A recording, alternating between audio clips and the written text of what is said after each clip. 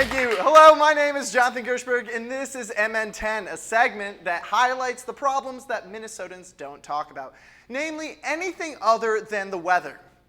Tonight, we talk about prison, the funnest place to be on TV.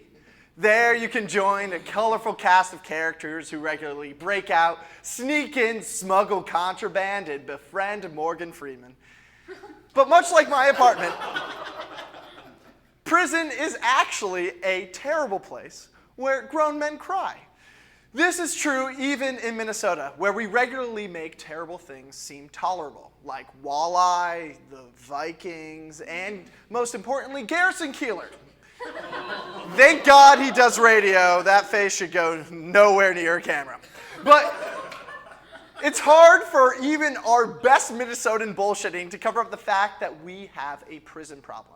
For starters, nearly 10,000 people are imprisoned in Minnesota, meaning the land of 10,000 lakes is really the land of 10,000 mistakes. 10,001 if you include Michelle Bachmann. Now, some people think that having more people locked up in human kennels protects the rest of us from crime. Now, unfortunately, prison, like a communications degree, just doesn't work as well as you might think. Many imagine the average prisoner to have bulging muscles, a teardrop tattoo, and a super cool nickname like Thrasher, Rock Solid, or PTSD David. But in reality, many prisoners are nonviolent drug offenders who ended up there because of drug addiction or lack of employment opportunities. Nearly 20% of all the people in our state prisons are there due to drug-related offenses. Now, prisons, more often than not, actually turn people into repeat offenders. In Minnesota, 61% of all people released from prison end up back there because it's essentially the socioeconomic version of herpes. You have it once, and you're scarred for life. And the worst part is everyone wants to know how it happened. Those released from prison find themselves discriminated against when looking for jobs, housing, and even in the voter's booth. That last one is where things get even more strange, given the fact that Minnesotans love to vote. We have one of the highest voter turnouts of any state in the country, which is awesome. It means that those elected into office better represent the will of the people. And apparently the will of the people has been in the past former governor and current shellless turtle Tim Pawlenty, and former governor Jesse Ventura, who once said, and this is absolutely true in an interview, quote, "If I can be reincarnated as a fabric, I will come back as a 38 double D bra." Thanks, Minnesota, for showing that even the best voting turnout can still bring the worst results. But strangely, we don't extend the freedom to participate in democracy to those with felony sentences. That's right. In Minnesota, anyone who is in prison or on parole or probation for a felony conviction is barred from voting in all elections. That leaves nearly 47,000 people in Minnesota, many of whom were convicted on drug-related crimes, without the right to vote. For context, that's as many people as live in the entire town of Edina, which is ironic because Edina does way more drugs. Imprisoning people who are struggling with addiction makes no sense. Imagine if we locked up everyone who smoked cigarettes and took away their right to vote for 10 years. We would basically disenfranchise every teen lashing out against their parents for their divorce, and basically the entire populations of Trevors in Minnesota. Now, I know that might seem harsh, but if you can present me with one Trevor who does not smoke a pack of Pall Malls a day, then I will rescind that joke. But currently, I have no evidence to the contrary. But even if they won't shut up about their band, statistically speaking, there aren't that many Trevors in prison to begin with because white people are grossly underrepresented in our prison system. 83% of Minnesotans are white, while they only make up less than half of the incarcerated population. Overall, 53% of the people in prison are people of color, while they make up only 17% of the state population. Now, here's how we can think about this better. Pretend the state is a giant Oreo cookie. 80% of us are the white center, and 17% of us, ironically, are the chocolate crackers. Now, think of the state prisons as Gail from work. Most people like to take regular bites out of their Oreos, leaving everything proportional as it should be. But Gail, the human-shaped pile of cable-knit sweaters, only likes to eat chocolate crackers, which is disgusting, mainly because the crackers have been oppressed and discriminated against for centuries, and Gail shouldn't be so goddamn picky. And by picky, I mean discriminatory. Come on, Gail, I'm not asking you to solve the prison industrial complex. I'm asking you to eat the cream in the cookie.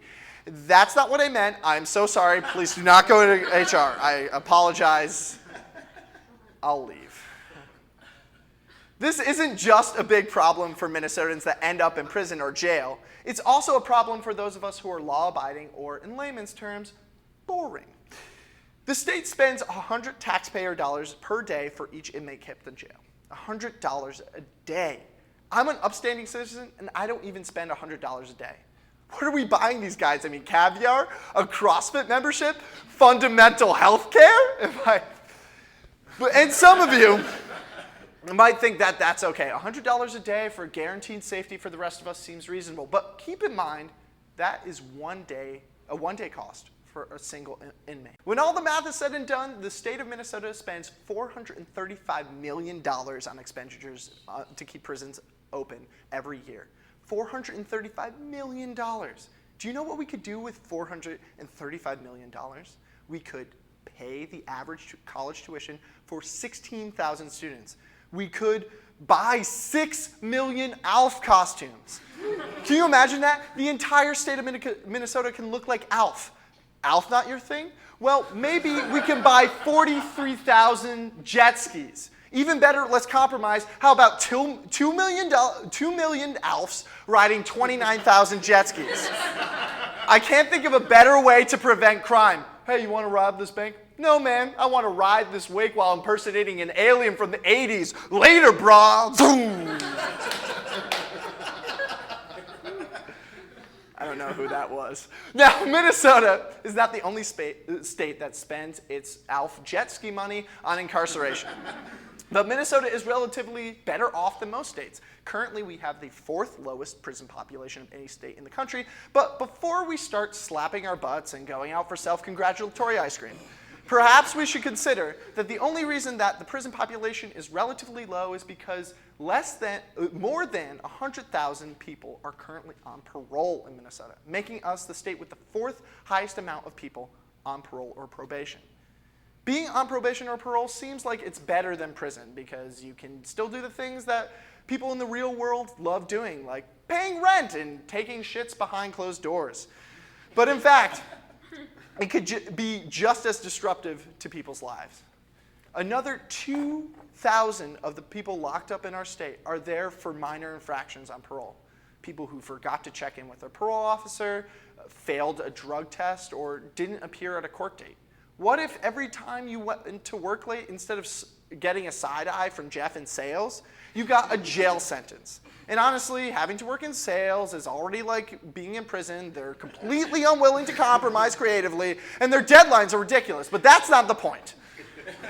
All in all, Minnesota spends a lot of money to disproportionately imprison people of color and those struggling with unemployment and addiction.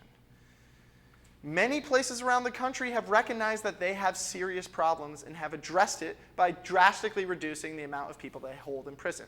New York, California, and New Jersey all decreased its prison population by nearly a quarter between 2000 and 2013. But Minnesota is going the other direction.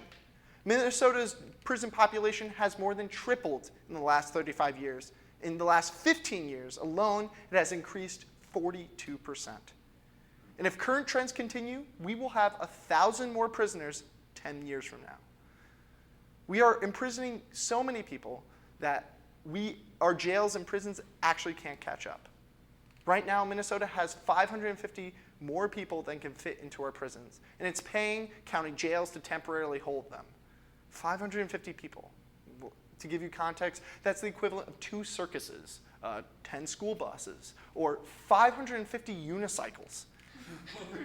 And if you're thinking, wow, that's a shit ton of unicycles, yeah, that's exactly the point. And unicycles don't have families because they were all kicked out because they smoke. Anyway, Instead of just lowering the amount of people in jail, Minnesota Corrections Commissioner Tom Roy has proposed spending $141 million to expand an existing prison in Rush City, Minnesota. 141 million state dollars is a lot of money. Instead of using it to expand the system that is frequently useless, racist, and expensive, we could use that money to be doing so much more good. We could buy textbooks for our school systems, expand healthcare access for low-income families, and most importantly, we could buy thousands of ALF costumes and jet skis, because that is what the revolution looks like. Now, if you have a better idea what we could do with that money, tweet the Minnesota Department of Corrections at MinCorrections with your idea what we can use that $141 million for, and include the hashtag ALFJetski. You know it'll work. Thank you. Stay nice, Minnesota. Good night.